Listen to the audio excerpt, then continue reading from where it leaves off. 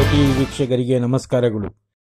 ಶ್ರೀ ಲಕ್ಷ್ಮೀನಾರಾಯಣ ಸ್ವಾಮಿ ದೇವಾಲಯದ ಕುಂಭಾಭಿಷೇಕ ಮತ್ತು ಕಲ್ಯಾಣೋತ್ಸವ ನರಸಾಪುರ ದಿನಾಂಕ 26/7/2024 ಶುಕ್ರವಾರ ಸಂಜೆ ಗೋಧೂಳಿ ಲಗ್ನದಲ್ಲಿ ಯಮುನಾ ಪೂಜೆ, ಅನುಜ್ಞಾ, ಸ್ವಸಿವಾಚನ, ಮಹಾಗಣಪತಿ ಪೂಜೆ, ಶುದ್ಧ ಪುಣ್ಯಾಹ, ರಕ್ಷಾಬಂಧನ, ಕಳಶ ಸ್ಥಾಪನೆ, ವಾಸ್ತು ಪೂಜೆ, ಅಗ್ನಿ ಪ್ರತಿಷ್ಠೆ, ಮಹಾಗಣಪತಿ ಹೋಮ, ವಾಸ್ತು ಹೋಮ, ಶಾಂತಿ ಹೋಮ, ಲಘು ಪೂರ್ಣಾಹುತಿ, ಮಹಾಮಂಗಳಾರತಿ ಮತ್ತು ತೀರ್ಥ ಪ್ರಸಾದ ವಿನಿಯೋಗ.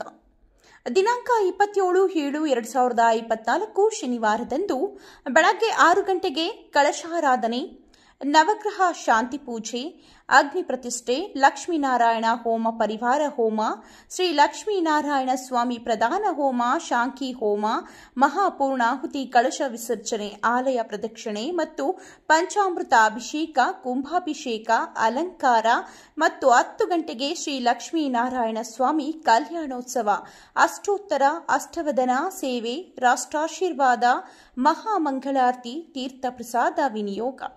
ಸಂಜೆ 6 ಗಂಟೆಗೆ ಸ್ವಾಮಿಯ ಉತ್ಸವ ಮತ್ತು ರಾತ್ರಿ ಶಯನೋತ್ಸವ ಆರಾಧನೆ, ಮಹಾಮಂಗಳಾರತಿ, ತೀರ್ಥ ಪ್ರಸಾದ ವಿನಿಯೋಗ. ಇಂತಿ ಶ್ರೀ ಲಕ್ಷ್ಮೀನಾರಾಯಣ ಸ್ವಾಮಿ ದೇವಾಲಯದ ಕನ್ವೀನರ್ ಶ್ರೀ ಅಪ್ಪಲಪ್ಪ ಶೆಟ್ಟಿಯವರು, ದೇವಾಲಯದ ಸಮಿತಿ ಸದಸ್ಯರು ಮತ್ತು ಭಕ್ತಾದಿಗಳು ಹಾಗೂ ನರಸಾಪುರ ಗ್ರಾಮಸ್ಥರು.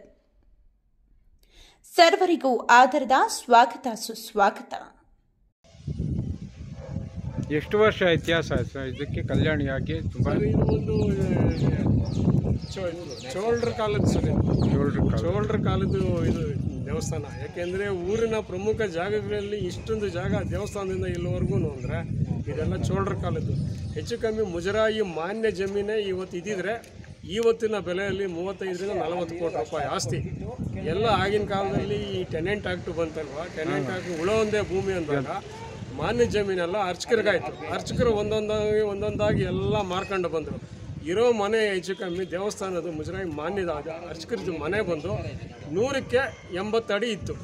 ಅದರಲ್ಲಿ 2 ಮನೆ ಇತ್ತು. ಆ ಮನೆಗಳು ಕೂಡ ಸಹ ಮಾರ್ಕೊಂಡ್ರು ಅರ್ಚಕರು. ಇರೋದಕ್ಕೂ ಮನೆಯಲ್ಲಿ ಇರೋವಾಗ ನಾವು ಹೆಚ್ಚು ಕಮ್ಮಿ 3-4 ವರ್ಷದಿಂದ ಓಡಾಡಿ ಒಂದು ಸೈಟ್ ತೆಗೆದು ಅದರಲ್ಲಿ ಅರ್ಚಕರಿಗೊಂದು ಯಾರು ಭಗವಂತನ ಸೇವೆ ಮಾಡ್ತಾರೋ ಅವ್ರಿಗೆ ಇರೋದಕ್ಕೆ ಒಂದು ಮನೆ ಮಾಡಿಕೊಟ್ಟಿದ್ದೀವಿ ನಾವೆಲ್ಲ ಸೇರಿ. ಒಳ್ಳೇದು ಮಾಡಿ. ಇವತ್ತು ನಾಳೆ ಪೂಜೆಗೂ ಅಷ್ಟೇ ಇಲ್ಲಿಂದನೇ ಕಲ್ಯಾಣಿಯಲ್ಲಿ ನೀರು ತಗೊಂಡೋಗಿ ಪೂಜೆ ಮಾಡಬೇಕು ಅಂತ ಸಂಕಲ್ಪ ಮಾಡಿದ್ದೀವಿ.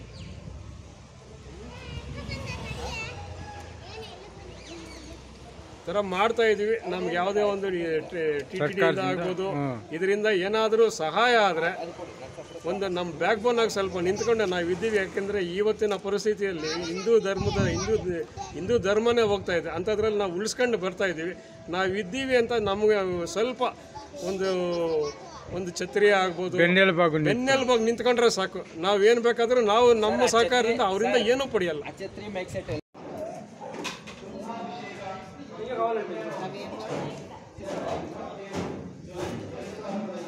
ನಮಸ್ಕಾರ. ಶ್ರೀನಿವಾಸಾಯ ನಮಃ, ಓಂ ವೆಂಕಟೇಶಾಯ ನಮಃ. ಕೋಲಾರ ಜಿಲ್ಲೆ ನರಸಾಪುರ ಗ್ರಾಮ ಶ್ರೀ ಲಕ್ಷ್ಮೀನಾರಾಯಣ ಸ್ವಾಮಿ ದೇವಾಲಯ ಇದು ತುಂಬ ಪುರಾತನವಾಗಿರ್ತಕ್ಕಂಥ ದೇವಸ್ಥಾನ. ಇಲ್ಲಿ ವಿಶೇಷವಾಗಿ ಅನೇಕ ವಿಜೃಂಭಣೆಯಿಂದ ಕಾರ್ಯಕ್ರಮಗಳು ನಡೀತವೆ. ಇದನ್ನು ಮೊದಲನೇದಾಗಿ ಇಲ್ಲಿ ವೈಕುಂಠ ಏಕಾದಶಿ ತುಂಬ ವಿಜೃಂಭಣೆಯಿಂದ ನಡೀತದೆ. ಇದರಿಗೆ ಆಗಿರ್ತಕ್ಕಂಥ ಈ ದೇವಸ್ಥಾನಕ್ಕೆ ಒಳ್ಳೆಯ ಇತಿಹಾಸವಿದ್ದು ಪುರಾತನ ಕಾಲದಿಂದ ದೇವತಾ ಕಾರ್ಯಕ್ರಮಗಳು ನಡ್ಕೊಂಡು ಬರ್ತಾನೆ ಇರ್ತವೆ. ಈ ದಿನ ಕುಂಭಾಭಿಷೇಕ ಮತ್ತು ನಾಳೆ ಕಲ್ಯಾಣೋತ್ಸವ ಕಾರ್ಯಕ್ರಮ ತುಂಬ ಅದ್ಧೂರಿಯಾಗಿ ನಡೆಯಲಿದ್ದು ಎಲ್ಲ ಇದಕ್ಕೆ ಭಕ್ತಾದಿಗಳು ತುಂಬ ಸಾವಿರಾರು ಜನ ಆಗಮಿಸಲಿದ್ದಾರೆ. ಇವತ್ತು ನಾಳೆ ವಿಶೇಷ ಕಾರ್ಯಕ್ರಮ ಈ ದೇವಸ್ಥಾನದಲ್ಲಿ ನಡೀತದೆ. ಏನು ವಿಶೇಷತೆ? ದೇವಸ್ಥಾನದ ಸ್ವಾಮಿಗಳ ವಿಶೇಷತೆ ಎಷ್ಟು ಕಾಲದ್ದು? ಸುಮಾರು 1000 ವರ್ಷ ಹಿಂದಿನ ದೇವಸ್ಥಾನ ಇದು. 1000 ವರ್ಷ ಹಿಂದಿನ ದೇವಸ್ಥಾನ ಲಕ್ಷ್ಮೀನಾರಾಯಣ ಸ್ವಾಮಿ ದೇವಸ್ಥಾನ. ಲಕ್ಷ್ಮೀನ ತನ್ನ ತೊಡೆಯ ಮೇಲೆ ಕುಂಡ್ರಿಸ್ಕೊಂಡಿರ್ತಕ್ಕಂಥ ನಾರಾಯಣ ಮೂರ್ತಿ ದೇವರು ಈ ಗರ್ಭಗುಡಿಯಲ್ಲಿರ್ತಕ್ಕಂಥದ್ದು. ಅದರ ಪಕ್ಕದಲ್ಲಿ ಆಂಜನೇಯ ಸ್ವಾಮಿ ಮತ್ತು ವಿಶ್ವಕಸೇನ ಮತ್ತು ರಾಮಾನುಜಾಚಾರ್ಯರು ಮತ್ತು ಉತ್ಸವ ಮೂರ್ತಿಗಳು ಈ ದೇವಸ್ಥಾನದಲ್ಲಿದ್ದು, ಆಗಿನ ಕಾಲದಲ್ಲಿ ತುಂಬ ಕಲ್ಲಿನ ಚಕ್ರದ ರಥ ನಡೀತಾ ಇತ್ತು. ಆದರೆ ಈಗ ಅದು ಕಲ್ಲಿನ ಚಕ್ರ ಮಾತ್ರ ಉಳಿದಿದೆ.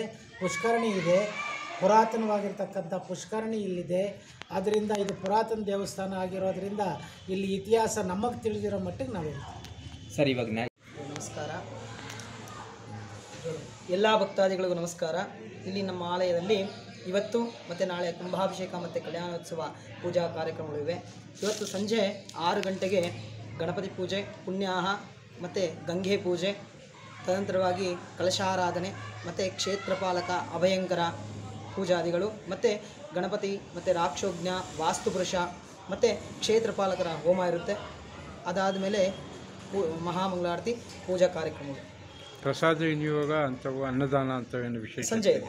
ವಿಶೇಷವಾಗಿ ಅದೇ ಇವಾಗ ಕುಂಭಾಭಿಷೇಕ 5 ಗಂಟೆಗೆ ಸುಪ್ರಭಾತ ಸೇವೆ ಇದೆ. ತದನಂತರವಾಗಿ ಭಗವಂತನಿಗೆ ಗೋಪೂಜೆ.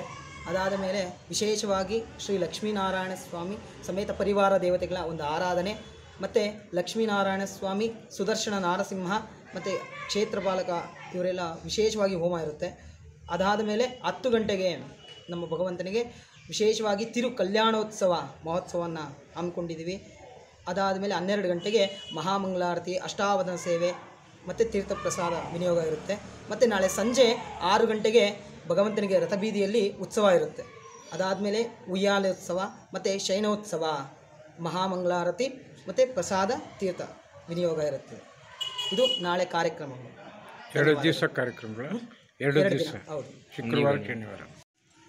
ಓಂ ನಮೋ ನಾರಾಯಣಾಯ, ಓಂ ನಮೋ ವೆಂಕಟೇಶಾಯ. ಕೋಲಾರ ಜಿಲ್ಲೆ ನರಸಾಪುರದಲ್ಲಿ ಪುರಾತನವಾಗಿ ನೆಲೆಸಿರತಕ್ಕಂಥ ಶ್ರೀ ಲಕ್ಷ್ಮೀನಾರಾಯಣ ಸ್ವಾಮಿ ದೇವಸ್ಥಾನ ಇದು.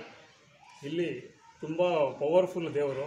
ಇಲ್ಲಿ ಬಂದು ಆಗಿನ ಕಾಲಕ್ಕೆ ನನಗೆ ಈಗ 59 ವರ್ಷ, ನಾನು 10-12 ವರ್ಷ ವಯಸ್ಸು ಹುಡುಗ ಇದ್ದಾಗ ನಮಗೆ ಜ್ಞಾಪಕ ಇದ್ದಂಗೆ ಈ ಸುತ್ತಮುತ್ತಲು ಹಳ್ಳಿಗಳಲ್ಲಿ, ಗ್ರಾಮಗಳಲ್ಲಿ ಯಾರೇ ತಿರುಪತಿಗೆ ಹೋಗ್ಬೇಕಂದ್ರೆ ನಮ್ಮ ಲಕ್ಷ್ಮೀನಾರಾಯಣ ಸ್ವಾಮಿ ದೇವಸ್ಥಾನಕ್ಕೆ ಬಂದು ಇಲ್ಲಿ ಒಂದು ನಮಸ್ಕಾರ ಮಾಡಿಕೊಂಡು, ಮುಳುಬಾಗಿಲು ಆಂಜನೇಯ ಸ್ವಾಮಿಗೆ ಹೋಗಿ ನಮಸ್ಕಾರ ಮಾಡಿಕೊಂಡು ತಿರುಪತಿಗೆ ಹೋಗಿ ದರ್ಶನ ಮಾಡ್ಕೊಂಡು ಬರೋಂಥ ಇತಿಹಾಸ ನಾವು ಕೇಳ್ಪಟ್ಟಿದ್ದೀವಿ. ಈ ದೇವಸ್ಥಾನದಲ್ಲಿ ತಾವು ಗಮನಿಸಿದಂಗೆ ಕೆಲವಾರು ಇತಿಹಾಸಗಳಿಂದ ಕುರುಹುಗಳಿದ್ದಾವೆ. ಅವು ಈಗಿನ ಕಾಲಕ್ಕೆಲ್ಲ ಗರ್ಭಗುಡಿ ಮೇಲೆ ಒಂದು ಹಾವು ಹೋಗ್ತಾ ಇರೋದು, ಅದ್ರ ಮುಂದೆ ಒಂದು ಮೀನನ್ನ ಹಾವು ಫಾಲೋ ಮಾಡ್ತಾ ಇರೋದು, ಮತ್ತು ಈ ಕಡೆ ಕಂಬಗಳ ಮೇಲೆ ಇರೋಂಥ ಹಳೆಯ ಕುರುಹುಗಳು, ಮತ್ತು ಆ ರೂಮಲ್ಲಿ ಮತ್ತು ಆ ಹಾವು ಕೆಳಗಡೆ ಹೋಗ್ತಾ ಇರುವಂಥದ್ದು, ಇಲ್ಲಿ ನಲ್ಲಿಗಳ ಪಕ್ಕದಲ್ಲಿ ಹಾವು ಹೋಗ್ತಾ ಇರೋಂಥದ್ದು, ಇವೆಲ್ಲ ಹಳೆ ಕಾಲದ್ದು. ಮತ್ತು ಕಲ್ಯಾಣಿನೂ ಹೆಚ್ಚು ಕಮ್ಮಿ 50-60 ಅಡಿ ಆಳ ಇದೆ. ಅಗಲ ಬಂದು ಒಂದು 100 ಅಡಿ, ಉದ್ದ ಬಂದು ಒಂದು 80 ಅಡಿಯಷ್ಟು ದೊಡ್ಡದಾಗಿದೆ ಕಲ್ಯಾಣಿ. ಇದು ನರಸಾಪುರ ಗ್ರಾಮದ ಹೃದಯ ಭಾಗದಲ್ಲಿರುವಂಥ ದೇವಸ್ಥಾನ. ಇಲ್ಲಿ ಯಾರೇ ಬಂದು ನಾವು ಲಕ್ಷ್ಮೀನಾರಾಯಣ ಸ್ವಾಮಿನ ನಾವು ಎಲ್ಲೆಲ್ಲೋ ನೋಡಿದ್ದೀವಿ, ಈ ಥರ ಅಂತ ಕಳೆಯಾದಂಥ ಲಕ್ಷ್ಮೀನಾರಾಯಣ ಸ್ವಾಮಿನ ಎಲ್ಲೂ ನೋಡಿಲ್ಲ. ಮತ್ತು ನಮ್ಮ ಸ್ನೇಹಿತರು, ನಮ್ಮ ವಾಸ್ತು ಪಂಡಿತರು ಹೇಳೋ ಥರ, ಗುರುಮೂರ್ತಿ ಅವರು ಹೇಳೋ ಥರ ಈ ಥರ ಒಂದು ವೈಕುಂಠ ದ್ವಾರ ಉತ್ತರ ದ್ವಾರಕ್ಕೆ ಇಡೀ ದಕ್ಷಿಣ ಭಾರತದಲ್ಲೇ ಸಿಗಲ್ಲ. ಆ ಥರ ಅಂತ ವೈಕುಂಠ ಏಕಾದಶಿ ವೈಕುಂಠ ದ್ವಾರ ಹೊಂದಿದೆ. ಮತ್ತು ಈ ದೇವಸ್ಥಾನಕ್ಕೆ ಇದು ಮುಜರಾಯಿ ದೇವಸ್ಥಾನ ಆಗಿದ್ದು, ಈ ಮುಜರಾಯಿ ಇದ್ದಂಥ ಮಾನ್ಯದ ಜಮೀನುಗಳೆಲ್ಲ ಕಳೆದು ಇರೋ ಮಠ ಮಾನ್ಯಗಳು ಎಲ್ಲ ಕಳೆದೋಗಿದೆ. ಈ ದೇವಸ್ಥಾನಕ್ಕೆ ಏನೂ ಒಂದು ಸೋರ್ಸು ಇಲ್ಲ. ಭಕ್ತಾದಿಗಳೆಲ್ಲ ನಾವೇ ಸೇರಿಕೊಂಡು ಯಾವುದೇ ಸರ್ಕಾರದಿಂದ ಅನುದಾನ ಪಡೆದಿರ ಭಕ್ತರು ತಮ್ಮ ಸ್ವಇಚ್ಛೆಯಿಂದ ಮಾಡಿ ವಿಜೃಂಭಣೆಯಿಂದ ಪ್ರತಿ ಹುಣ್ಣಿಮೆಗೆ ಬೆಳಗ್ಗೆ ಅಭಿಷೇಕ, ಸಂಜೆ ಸತ್ಯನಾರಾಯಣ ಸ್ವಾಮಿ ಪೂಜೆ ನಡೀತದೆ. ಪ್ರತಿ ತಿಂಗಳು ಶ್ರವಣ ನಕ್ಷತ್ರ ಅಂತ ಬರ್ತದೆ.